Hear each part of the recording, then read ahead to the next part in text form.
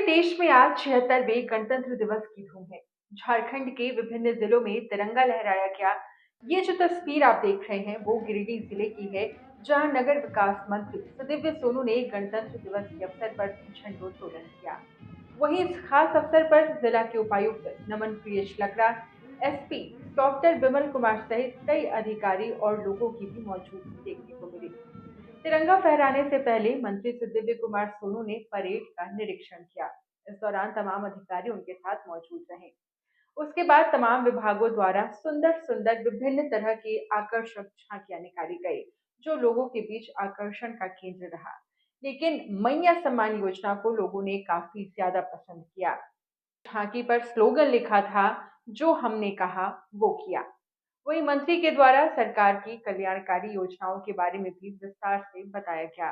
वहीं झांकी और परेड के समापन होने के बाद मंत्री सुदिव्य सोनू के द्वारा लोगों को पुरस्कार भी दिया गया। आपको ये भी बता दें कि वहीं मंत्री बनने के बाद पहली बार सुदिव्य सोनू ने झंडा मैदान में झंडोत्तोलन किया। इस खास अवसर पर बड़ी संख्या में लोगों की मौजूदगी रही। मंत्री सुदिव्य सोनू ने लोगों को अपना संबोधन दिया और सभी को गणतंत्र दिवस की बधाई दी। इस दौरान साफ तौर पर उन्होंने वीर शहीद जवानों को याद किया और उनके बलिदानों को भी याद करते हुए उन्हें नमन किया। वहीं इस पूरे मौके का जायजा लिया हमारे सहयोगी संतोष तिवारी ने। नमस्कार, 99 न्यूज़ देख रहे हैं आप सभी को 99 न्यूज़ परिवार की ओर से 76वें गणतंत्र दिवस की हार्दिक शुभकामनाएं। अभी हम इस वक्त हैं गिरिडीह जिला के झंडा मैदान में। यहाँ पर नगर विकास मंत्री सह पर्यटन मंत्री, उच्च तकनीकी शिक्षा विभाग के मंत्री माननीय सुदीप कुमार सोनू के द्वारा जो है झंडोत्तोलन किया गया। साथ ही साथ अगर बात की जाए तो भव्य परेड का निरीक्षण भी उनके द्वारा किया गया और सुंदर सुंदर झांकी निकाली गई। अभी हम इस वक्त यही झंडा मैदान पे आप देख सकते हैं तस्वीरों के माध्यम से किस तरह से है झांकी जो है निकाली गई है। साथ ही साथ अगर बात की जाए तो इस झांकी में इस बार का मुख्य आकर्षण का केंद्र है मैया सम्मान योजना। जो है मैया सम्मान योजना की भी झांकी निकाली गई है, जिसमें महिलाओं के द्वारा नृत्य किया जा रहा है और कह सकते हैं कि इसमें स्लोगन भी लिखा गया, जो हमने कहा वो किया। बहरहाल 99 न्यूज़ के तमाम दर्शकों को एक बार फिर गणतंत्र दिवस की हार्दिक शुभकामनाएं। संतोष तिवारी, 99 न्यूज़ गिरिडीह। विभाग के द्वारा कैसे इस पावन धरती पर उपस्थित हमारे सभी गिरिडीह के नागरिक भाई बहनों का आप सभी को गणतंत्र दिवस की हार्दिक शुभकामनाएं। संविधान स्थापित करता है कि विधि का शासन होगा।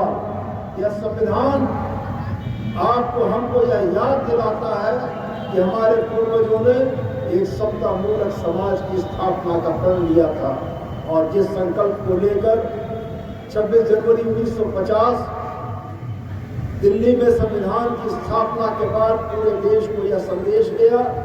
अब हमारी और हमारे बाद आने वाली पीढ़ियों की यह महती जवाबदेही है कि यह संविधान अपने उसी मूल स्वरूप में अक्षुण्ण रहते हुए देश के तमाम नागरिकों को एक ऐसा बराबरी का वातावरण देगा जहां विकास के, जीने के, अपने तौर तरीके चुनने के सारे रास्ते सारे लोगों के लिए स्वतंत्र होंगे।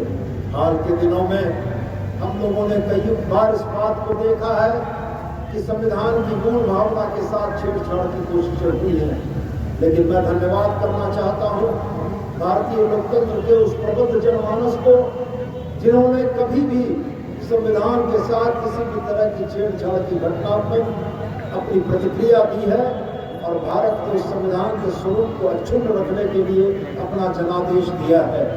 मैं पुनः आज के दिन आप सबसे यह अपील और आग्रह करना चाहता हूँ कि जिस संविधान की मूल भावना ने इस देश को संगठित, एकजुट और प्रगति के रास्ते पर अग्रसर करने का प्रयास किया है, हमारी आज की जवाबदेही और आने वाली पीढ़ियों को इस संविधान की शिक्षा देकर इसको अक्षुण्ण रखने की भावना प्रज्वलित करने और मजबूत करने की जवाबदेही हमारे आप सब पर है। गिरिडीह जिला निश्चित रूप से झारखंड के उन महत्वपूर्ण जिलों में है जिनकी गिनती के बगैर झारखंड राज्य की परिकल्पना नहीं की जा सकती है। गिरिडीह जिला भौगोलिक दृष्टिकोण से अगर आप देखते हैं तो पूरे झारखंड का केंद्र बिंदु है और ईश्वर ने, प्रकृति ने गिरिडीह जिले को कुछ ऐसी खास चीजें दी हैं जो हमें अन्य जिलों से अलग बनाती हैं। हमारे पास, हमारे पड़ोस में पारसनाथ का पहाड़ है जो झारखंड का सबसे ऊंचा पहाड़ है और हमारे संथाल जनजाति के लोगों के लिए धार्मिक आस्था का सर्वोच्च केंद्र मरांग गुरु के तौर पर जाना जाता है। यही पारसनाथ है जहाँ जैन तीर्थंकरों ने मोक्ष भी प्राप्त किया है। तो निश्चित रूप से पारसनाथ की पहचान गिरिडीह जिले के साथ जुड़ी है। यह जिला आबादी के हिसाब से झारखंड के 3 बड़े जिलों में शामिल है और अपने स्थापना काल से लेकर उत्तरोत्तर प्रगति करते हुए आज इस जिले ने झारखंड के पैमाने पर अपनी पहचान भी बनाई है। स्वास्थ्य सेवाओं की बात अगर करें तो इस राज्य के सबसे बड़े आबादी के इस जिले में मुख्यमंत्री गंभीर बीमारी के तहत राज्य में गिरिडीह का है। लगभग 5 लाख माननीय मुख्यमंत्री हेमंत सोरेन की महती योजना, मुख्यमंत्री मैया सम्मान योजना के लाभुकों से आच्छादित यह जिला अपनी 5 लाख माताओं और बहनों को उनके जीवन स्तर को बेहतर करने का एक मौका देता है और हम गौरवान्वित हैं कि पूरे राज्य की सर्वाधिक अपनी माताओं बहनों को आच्छादित करने का सौभाग्य इस जिले को प्राप्त हुआ है। हम लोगों ने कृषि और ग्रामीण क्षेत्र में भी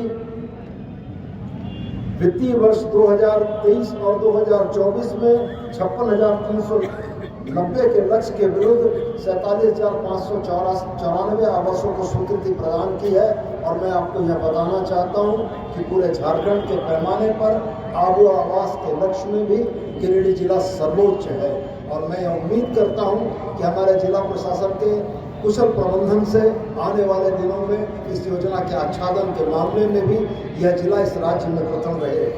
पेयजल और स्वच्छता के मामले में 72% घरों में स्वच्छ पेयजल की सुविधा दी गई है। 448 गाँवों को ODF प्लस घोषित किया गया है और निश्चित रूप से मैं यह मानता हूं कि स्वच्छ पेयजल की दिशा में और कुछ काम किए जाने की ज़रूरत है और हमारी टीम, हमारे अधिकारी इसमें सतत और निरंतर प्रयास करते हुए इस जिले के हर घर तक स्वच्छ पेयजल पहुंचाने के अपने लक्ष्य और संकल्प को पूरा करेंगे।